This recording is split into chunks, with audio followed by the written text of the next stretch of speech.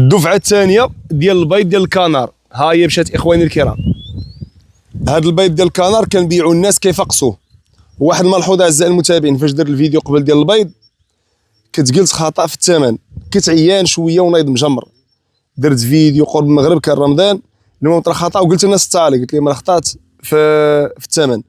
بالنسبه للناس اللي بقاو غالي ما غالي، انا غنقول لكم هذاك البيض كامل بشحال تباع. البيض ديال الدجاج انا كنت قلت 3 دراهم، بعناه بدرهم ونص، يسرنا مع شي ناس تباع بدرهم ونص. وهذا ديال الكنار حتى هو قلت 3 دراهم، راه بعناه للسيد ب2 دراهم ونص.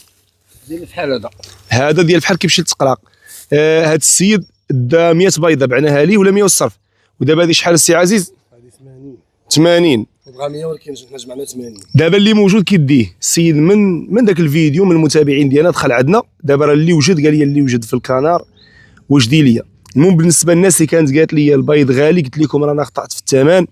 البيض ديال الدجاج بعناه بدرهم ونص، ويقدر يتباع من بعد ب2 دراهم بدرهم ونص المهم.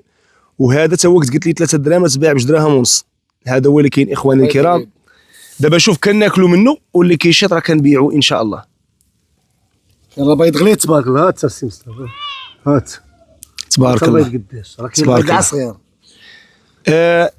البيض كما قال السي عزيز راه مليح، واللي جميل في الامر انه كله مخصب. عندنا الذكوره بزاف مع النساوي كلشي مخصب، يعني مهز من الطرف ودير الحضانه كيخرج. وهادو راه كيبغيو بيض كثير كيديروا في القلاقه تبارك الله.